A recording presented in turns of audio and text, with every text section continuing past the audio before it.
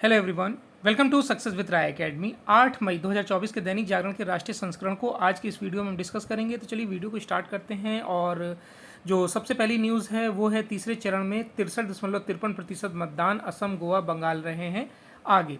देखिए, लोकसभा चुनाव के तीसरे चरण में मंगलवार को 11 राज्यों और केंद्र शासित प्रदेशों की 93 लोकसभा सीटों पर 63.53% का मतदान हुआ। इस दौरान बंगाल और उत्तर प्रदेश में छिटपुट, हिंसक और झड़प की घटनाएं भी हुईं। मंगलवार को प्रधानमंत्री नरेंद्र मोदी ने गांधीनगर में तो गृह मंत्री अमित शाह ने अहमदाबाद में मतदान किया। तीसरे चरण में 77.6% के साथ सबसे ज़्यादा मतदान असम में हुआ है। वहीं बंगाल में 73.96% और सबसे कम 57.34% मतदान उत्तर प्रदेश में हुआ है। इसमें हम बता दें कि पहले और दूसरे चरण में क्रमशः 66.14 और 66.71% मतदान हो चुका है। 400 सीटें चाहिए ताकि कांग्रेस राम मंदिर पर बाबरी ताला न लगा दे। प्रधानमंत्री नरेंद्र मोदी ने मंगलवार को मध्य प्रदेश के आदिवासी बहुल धार में एक जनसभा में कांग्रेस के इरादों को खतरनाक बताते हुए कहा कि एनडीए को लोकसभा चुनाव में 400 सीटें इसलिए जीतनी हैं ताकि कांग्रेस राम मंदिर पर बाबरी ताला न लगा सके, वह कश्मीर में फिर से अनुच्छेद 370 लागू न कर सके। कांग्रेस छोड़कर जाने वाले लोग ही उसके खतरनाक इरादों के बारे में बता रहे हैं। एक ने कहा कि कांग्रेस के शहजादे का इरादा राम मंदिर पर सुप्रीम कोर्ट के फैसले को पलटने का है। एक अन्य व्यक्ति ने बताया कि कांग्रेस में चर्चा हुई कि मोदी को झूठे आरोप में फंसाओ, इसलिए संविधान को लेकर झूठ फैलाया जा रहा है। कांग्रेस हताश है, इसलिए उसके नेता मोदी के विरुद्ध एक खास धर्म के लोगों को एकजुट होकर मतदान करने के लिए कह रहे हैं। आपको तय करना है कि भारत में वोट जिहाद चलेगा या राम राज्य चलेगा। हरियाणा में भाजपा की नायब सैनी की सरकार अल्पमत में। लोकसभा चुनाव के बीच हरियाणा में नया राजनीतिक घटनाक्रम हुआ है। मुख्यमंत्री नायब सिंह सैनी की सरकार को समर्थन दे रहे 3 निर्दलीय विधायकों ने मंगलवार को भाजपा सरकार से समर्थन वापस लेने की घोषणा कर दी।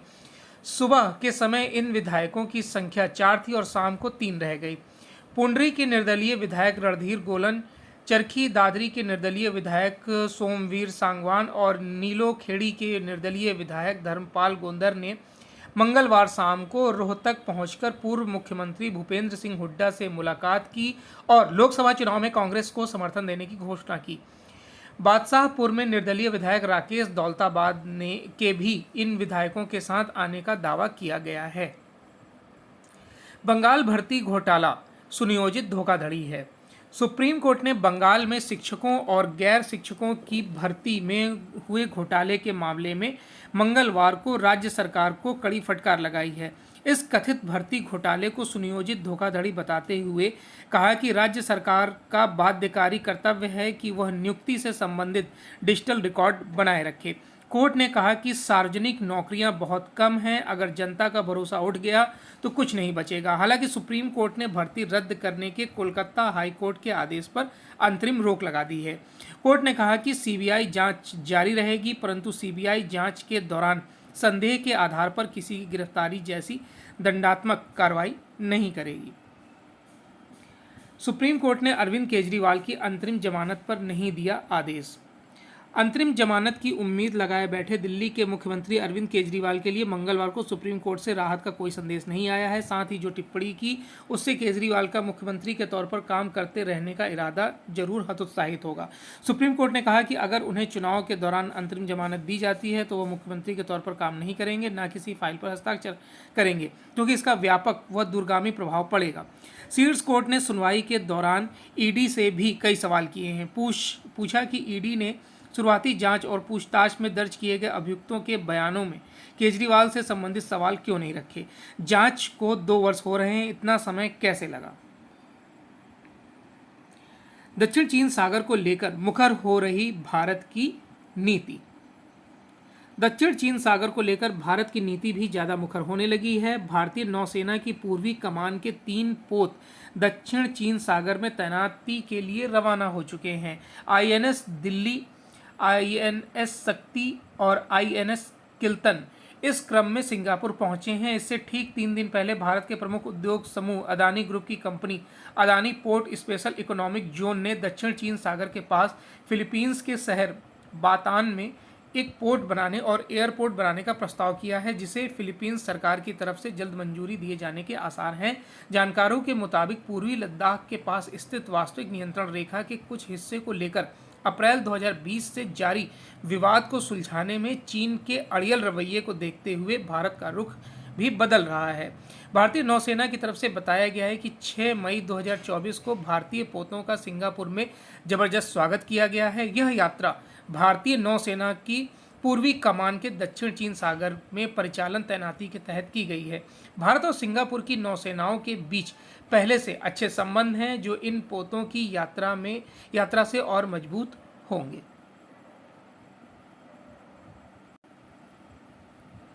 भारत के दौरे पर कल आ रहे हैं मालदीव के विदेश मंत्री। मालदीव के विदेश मंत्री मूसा जमीर 9 मई को भारत की यात्रा पर आ रहे हैं। पहली बार भारत के दौरे पर आ रहे मूसा की विदेश मंत्री एस जयशंकर के साथ द्विपक्षीय वार्ता होगी। माले में मोहम्मद मुइज्जू की अगुवाई में नई सरकार बनने के बाद भारत और मालदीव के रिश्ते बहुत ही असहज हैं। ऐसे में विदेश मंत्री जमीर की इस यात्रा को बहुत ही महत्वपूर्ण माना जा रहा है। यह भी उल्लेखनीय तथ्य है कि मुइज्जू की सरकार ने वहां स्थापित एक शोध और मदद केंद्र से भारतीय सैनिकों की वापसी का मुद्दा काफ़ी जोर शोर से उठाया था। भारत ने मुइज्जू सरकार की मांग को स्वीकार कर लिया है और वहां से सभी सैन्य कर्मियों को हटाने का फैसला कर लिया है। मुइज्जू को काफ़ी पहले से चीन का समर्थक माना जाता है। उनकी सरकार के आने के बाद मालदीव में चीन की गतिविधियाँ बढ़ गई हैं।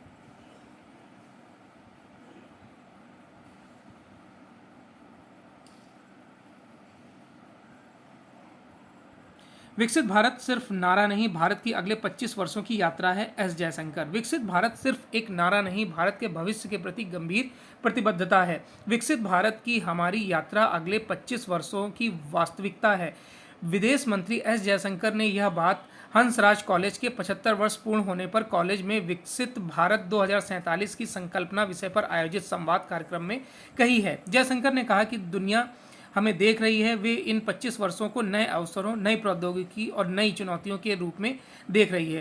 प्रौद्योगिकी की परिवर्तनकारी क्षमता पर चर्चा करते हुए जयशंकर ने कहा कि कृत्रिम बुद्धिमत्ता हमारे जीवन को बदल देगी। हम आज वास्तव में स्वचालित कारों के बारे में बात कर रहे हैं और ड्रोन पर विचार कर रहे हैं, जो अब वास्तविकता बन गई है। भारत की महत्वाकांक्षा पर जोर देते हुए जयशंकर ने कहा कि हम दुनिया की दूसरी सबसे बड़ी अर्थव्यवस्था होंगे। उन्होंने कहा कि भारत की छवि मित्रतापूर्ण लेकिन निष्पक्ष है। आज का भारत आतंकवाद से बहुत अलग तरीके से निपटता है।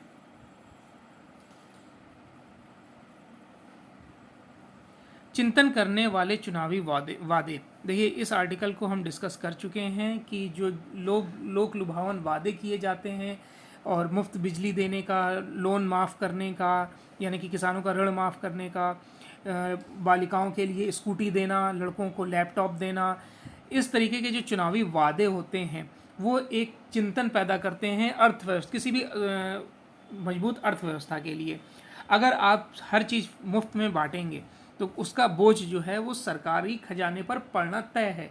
इसीलिए इन बातों को, इन मुद्दों को पीछे छोड़कर विकास के मुद्दे को अपनाना चाहिए। इसी पर यह आर्टिकल लिखा गया है, इसको हम स्किप करेंगे। सुप्रीम कोर्ट में पंथ निरपेक्षता की परीक्षा। देखिए, एक्स मुस्लिम साफिया का मामला यह तय करेगा कि देश में पंथ निरपेक्ष कानूनों की चलेगी या फिर शरीयता की। देखिए, विरासत टैक्स पर राजनीतिक दलों में तकरार के बीच विरासत में हिस्सेदारी का एक ऐसा मामला सुप्रीम कोर्ट पहुंचा है जो पंथ निरपेक्षता की परीक्षा लेगा। यह मामला है केरल की साफिया का। यह मुस्लिम परिवार में जन्मी, लेकिन ना तो इनके पिता इस्लाम का पालन करते हैं और ना ही यही नहीं, वह स्वयं को एक्स मुस्लिम कहती हैं और एक्स मुस्लिम ऑफ केरल नामक संगठन की महासचिव हैं। यह इस्लाम छोड़ चुके लोगों का संगठन है जो हर वर्ष 9 जनवरी को एक्स मुस्लिम दिवस मनाता है। इस संगठन के सदस्य लगातार बढ़ रहे हैं। ऐसे संगठन दुनिया भर में हैं, लेकिन एक्स मुस्लिम ऑफ केरल इस्लाम छोड़ने वालों का भारत का पहला संगठन है। साफिया एक्स मुस्लिम इसलिए बनी क्योंकि उनका मानना है कि इस्लाम महिलाओं को अधिकार नहीं देता है, उनसे भेदभाव भी करता है। इस्लामिक देशों में और यहाँ तक कि भारत जैसे देशों में भी किसी आम मुस्लिम का इस्लाम छोड़ना सामान्य बात नहीं है, क्योंकि इस्लामी मान्यता इसकी इजाज़त नहीं देता है और कुछ तो मुर्तद काफिर करार दिए जाते हैं। एक्स मुस्लिम साफिया का मामला तय करेगा कि सुप्रीम कोर्ट में पंथ निरपेक्ष कानूनों को प्राथमिकता मिलेगी या फिर शरीयत के उन कानूनों को जो मुस्लिम महिलाओं की अनदेखी अपेक्षा का जरिया बने हुए हैं। कोर्ट का फैसला न केवल यह बताएगा कि देश में संविधान चलेगा या शरीयत, बल्कि यह भी कोई अपना मजहब छोड़ने के बाद भी मजहबी कानूनों की जकड़न से बच पाएगा या नहीं। स्पष्ट है कि एक्स मुस्लिम ही नहीं, महिला अधिकारों के लिए संघर्षरत संगठन भी सुप्रीम कोर्ट की ओर देख रहे हैं।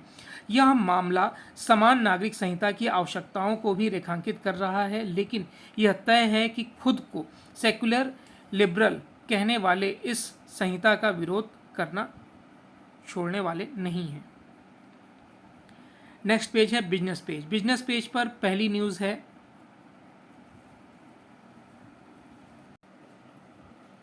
इक्विटी डेरिवेटिव में नहीं बढ़ेगा कारोबार का समय। घरेलू शेयर बाजार में इक्विटी डेरिवेटिव यानी कि वायदा एवं विकल्प सेगमेंट में कारोबार के समय में बढ़ोतरी नहीं होगी। इसका कारण यह है कि मार्केट रेगुलेटर सेबी ने नेशनल स्टॉक एक्सचेंज के कारोबार का समय बढ़ाने वाले प्रस्ताव को खारिज कर दिया है।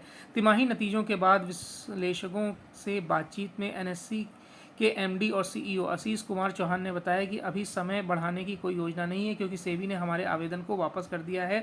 शेयर ब्रोकरों की ओर से प्रतिक्रिया नहीं मिलने पर सेबी ने प्रस्ताव वापस लिया है। ग्रामीण खपत ने शहरी इलाकों को पछाड़ा।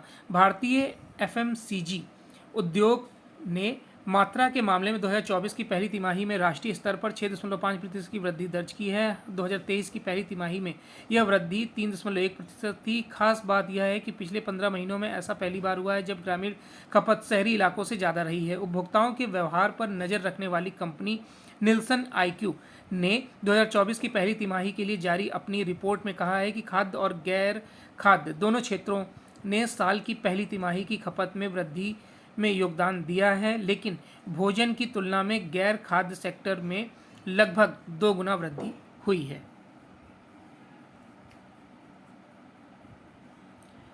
इंटरनेशनल पेज पर युद्ध, पुतिन 5वीं बार बने रूसी राष्ट्रपति, पश्चिमी देशों ने समारोह से बनाई दूरी।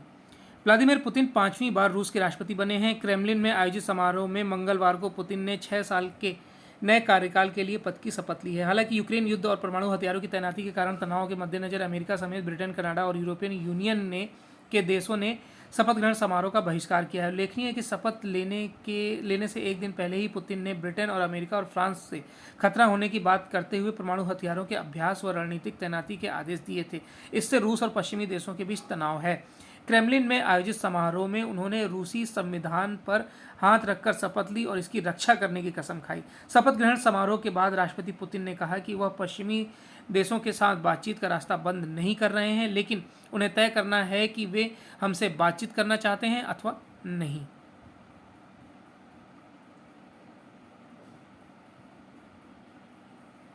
चलिए, तो ये आज का यानी 8 मई 2024 का दैनिक जागरण का राष्ट्रीय संस्करण था। आई होप आपको वीडियो अच्छा लगा होगा। अगर वीडियो अच्छा लगा हो तो लाइक और शेयर कर दीजिएगा। वीडियो देखने के लिए धन्यवाद।